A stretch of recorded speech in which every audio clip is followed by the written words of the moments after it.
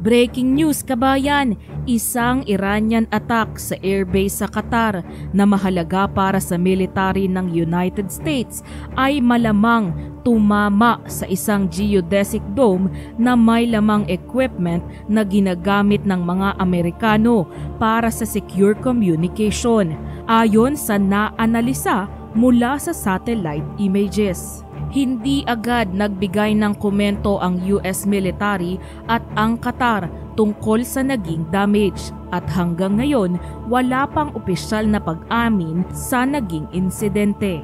Ang pag-atake ng Iran sa Al Udeid Air Base sa labas ng Doha, capital ng Qatar, ay bilang ganti sa pambobomba ng Amerika sa 3 nuclear sites sa Tehran. At ito rin ang naging paraan ng Islamic Republic para makaganti. Ito rin ang nagbukas ng daan para sa isang ceasefire na pinangunahan ni US President Donald Trump na nagtapos sa ika-12 araw na giyera sa pagitan ng Iran at Israel. Bukod sa nasabing dome, kakaunti lang ang naging pinsala ng Iranian attack. Malamang dahil inilikas na ng US ang kanilang mga eroplano mula sa base bago ang pag-atake. Ang base na ito ay tahanan ng forward headquarters ng Central Command ng US military. Ayon kay Trump, nagbigay ng babala ang Iran kung kailan at paano sila gaganti, kaya nakapaghanda ang American at Qatari Air Defense. Dahil dito, kahit pansamantalang naapektuhan ang air travel sa Middle East, hindi naman ito humantong sa isang malawakang regional war na matagal nang kinakatakutan ng mga analyst. Makikita sa satellite images mula sa Planet Labs PBC ang geodesic dome na nakatayo pa sa Al Udeid Air Base noong umaga ng June 23, ilang oras bago ang atake. Noong 2016, inanunsyo ng US Air Force 379th Air Expeditionary Wing na nakabase sa lugar ang pag-install ng $15 million na equipment na kilala bilang Modernized Enterprise Terminal. Ayon sa mga larawan, may satellite dish sa loob ng dome na tinatawag na radome. Pero sa mga larawang kuha noong June 25 at mga sumunod na araw, makikitang wala na ang dome at may kaunting damage sa kalapit na gusali. Sa kabuuan, mukhang hindi gaanong naapektuhan ang ibang bahagi ng base. Posible na may fragment o ibang bagay na tumama sa dome, pero base sa pagkawasak nito, malamang isang Iranian attack ang naging dahilan. Posibleng gamit ang drone na may dalang bomba dahil kakaunti lang ang pinsalang makikita sa paligid. Sa US, tinawag ni Trump ang pag-atake ng Iran na isang very weak response. Aniya, nagpaputok ang Tehran ng 14 na missiles. 13 sa mga ito ay na-intercept at ang isa ay set free dahil ito raw ay papunta sa isang non-threatening na direksyon. I want to thank Iran for giving us early notice, which made it possible for no lives to be lost and nobody to be injured, ayon kay Trump sa kanyang website. Pagkatapos ng pag-atake, iginiit ng Iran's Paramilitary Revolutionary Guard na ang airbase ang naging target of a destructive and powerful missile attack. Dagdag pa ng Iran's Supreme National Security Council, ang base daw ay smashed kahit na wala silang binigay na konkretong detalye kung gaano kalala ang naging pinsala. At mukhang nagpapahiwatig na alam nila ang tama sa dome. Isang advisor ni Iran Supreme Leader Ayatollah Ali Khamenei ang nagsabing naapektuhan ang communications ng base dahil sa pag-atake. All equipment of the base was completely destroyed, and now the US command stream and connection from Al Udeid base to its other military bases have been completely cut, ayon kay Ahmad Alamul Hoda, isang hardline cleric. Samantala, naglunsad ang pulisya ng bagong unit sa West Bank na binubuo ng mga Jewish volunteers mula sa mga settlement sa lugar.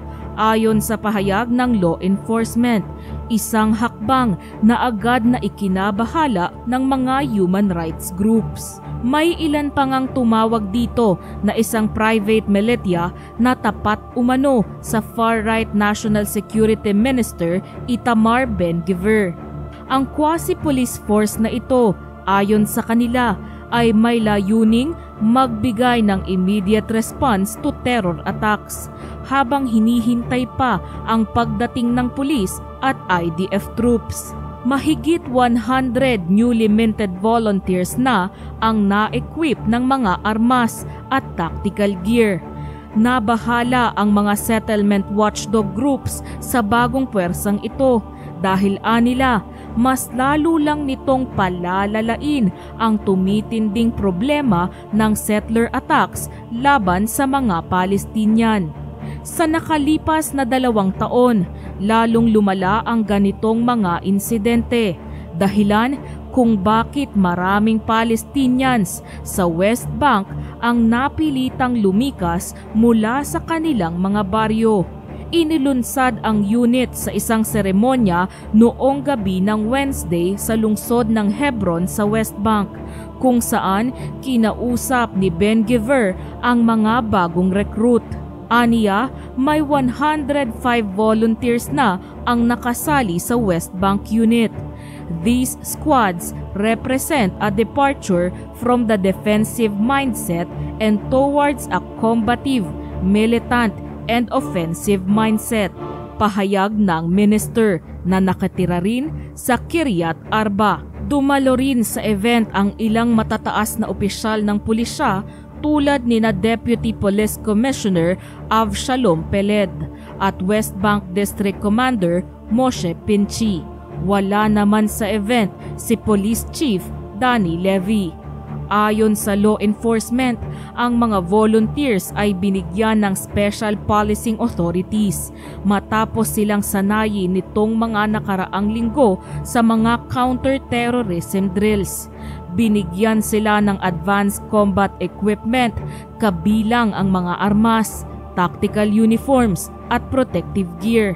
Naglabas naman ng matinding pagkabahala ang mga organisasyon na kumakalaban sa settlement movement at sa lumalalang problema ng settler violence tungkol sa bagong puwersa ng settler volunteers. Sa kabilang banda, sinabi ni Prime Minister Benjamin Netanyahu sa mga pamilya ng mga hostage na ang Hamas ang magdedesisyon kung sino sa mga hostage ang palalayain sa loob ng 60-day truce, ayon sa isang source na present sa meeting sa Washington. Wala pang pahayag si Netanyahu sa publiko kung paano bubuuin ang listahan ng 10 buhay na hostage ang mga katawan ng 18 na nasawi, na siyang nagiging sanhi ng matinding kaba para sa mga pamilya ng hostage dahil natatakot silang baka hindi maisama